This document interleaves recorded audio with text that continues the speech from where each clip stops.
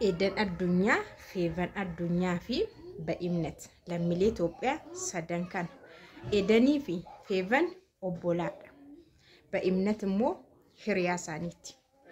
Namni jara kana sadan bakka tokkotti mana isaaniitti ajjeese immoo Saamu'eel Eriksen jedhama. Adiidha.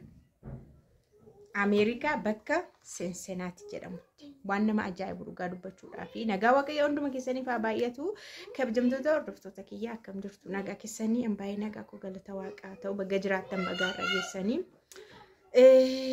egaa lammiileen kun sadanuu lammii Itoophiyaa kan ta'anii Ameerikaa keessa jiraatu bakki isaa Seensenaati jedhama iddoo isaan jiraatan jechuudha Ameerikaa keessaayyuu Edanii fi Feevanii obbolaa haadhuudha hangafaa quxisuudha bifa guddifachaatiin kan isaan biyya Ameerikaa deemanii haati isaanii ijoollummaatti irraa waan boqottee fi bifa guddifachaatiin kan isaan Ameerikaatti fudhatamanii baratanii sadarkaarra gahaniiru waggaa 20 keessa kan isaan jiranii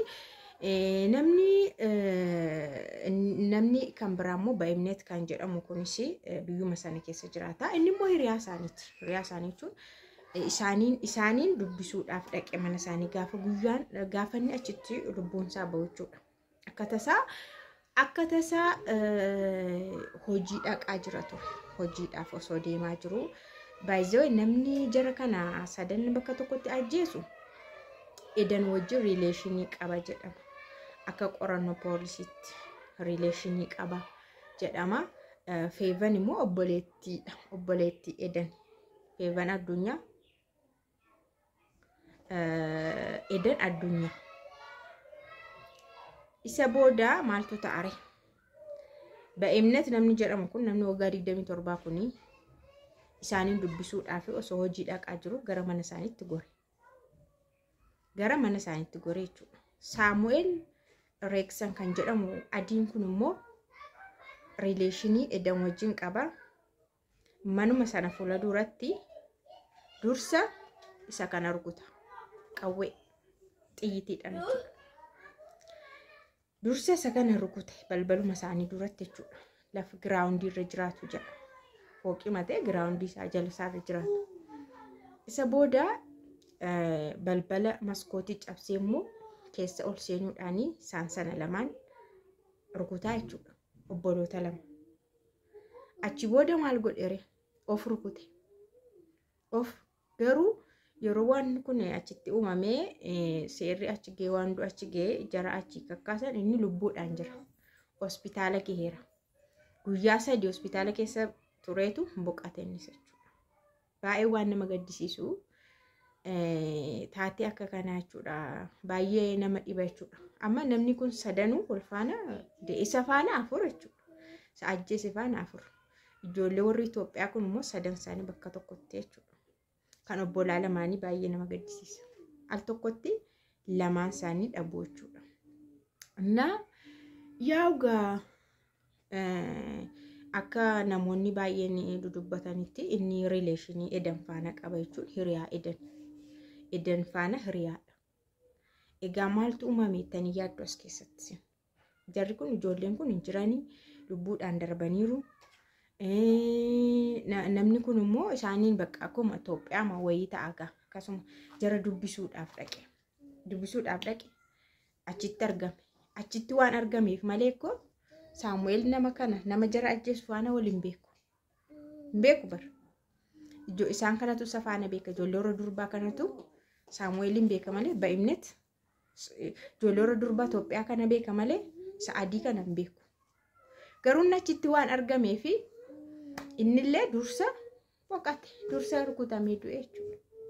Waan ajaa'ibaati dhugaa dubbachuudhaaf. Baay'ee nama aarsa, baay'ee nama gaddisiisa. Yeroo baay'ee waan akkasiin uumamaa darbee jechuudha. Garuu biyya namaa keessa yeroo jiraatanis ta'e biyya keessattis waan akkasiin uumama baay'ee hin uumama bara. An fakkeenyaaf nama tokko hiriyaa nama tokko ta'e nama tokko faana bakka hojiidhaan illee argame. Waa sinii kaasa. Amma mucaanni kun Ba'imnet jedhamu kun Itoophiyaawwi dhaga. Dubbisuudhaaf gara isaanii dhaqee. jedha akka odeeffannoon bahetti malee beelufaan akkasii wanti jedhu hin jiru. Namni kun garuu humaa tokko illee hin jenne alumaa yeroo dhufu inni kun hundaam alarra balbalarra jiraadha. Ijoolli isaan kun keessa jiru. Silaa haasa'aniitu hin jedhamu dubbatameetu hin jedhamu maal hin jedhamu. Waan sinii fakkeenya waan isin sirriitti yaadattan sinii hima. Ayyaantuu yaadattu.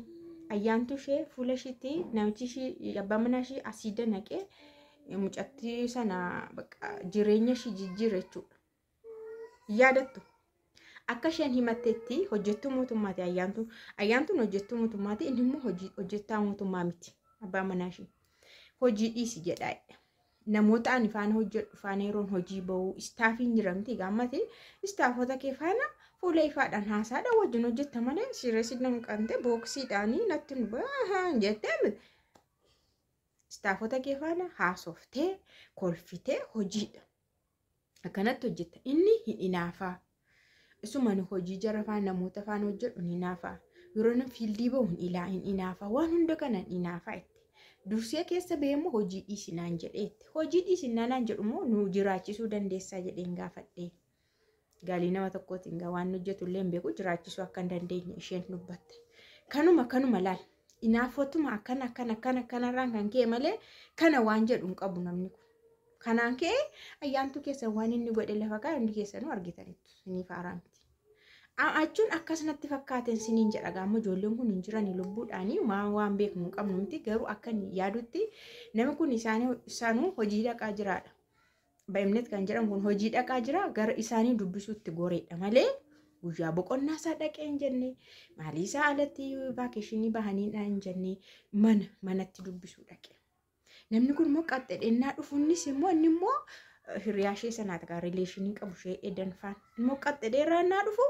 Namni keessan kun achi jira baay'imnet kun achi jira maal godheera hin takattake sadansaa iddoo tokkotti achi keeyoo wanti kun nan baastu anis dhabamuun of godhadhe seera beeka seera biyya beeka waan ta'eef qalbii osaa hin jiru ofitti akkanatti ijoollee kana dhugaa dubbachuudhaaf ijoollee barataniiru fayyaadha kan isaan babbaratanii lamaanuu. Namni kunis illee namuma barateedha. Waggaa 27 kuni sadan isaanii bakka tokkotti fixee ofiis faana. Boqoteen siniin jedha baay'ee nama gaddisiisa. Yeroo tokko namni waanuma darbituuf yookaas waanuma bor wal dhiisaniif yookaan waanuma bor jireenya sana keessaa iyyuu bahu ofiisaati bakka walintini ani adda faa babbahaniif jedhee tuqaa eeggatee namni lubbuu ofiifaatti faradaa jechuudha. Dhugaa dubbachuudha amma ayyaantu laala namni kun amma taa'ee hin gaabbu dhugaa yoo naddoo of fiduudha maaliif seeta ijoollee lama qabdi ayyaantu ofiis namni kun eessa akka jirullee ani hin beeku waa isa dhagee hin beeku seera jala ooleera ta'ee yeroo tokko badeefaa jedhamaa ture badeeyaa fi ta'ee hin beeku waan akka libsuu ijaa darbituu fi amma aariin tokko yoo namarraa galee hin gaabbamu. Oke, waan guddaa miti ammatti aarii ijoollee kee reebi dhugaa waaqa aarii mucaa kee rukuutime yeruma aartu sana mucaa kee rukuuti achi gaadee hin gaabbitu maalinni kanuma fedhee mucaa rukutee hin gaabbitu booris immoo itti deebita waan akkasiif miira akkasiif jedheetu namni yeroo baay'ee lubbuu namaa balleessee lubbuusaa balleessaa anyways baay'ee nama gaddisiisa jajjabina hawwinaa fi isiniin jenna kamaal jennare waan nama dubbachiisu hin qabu kun.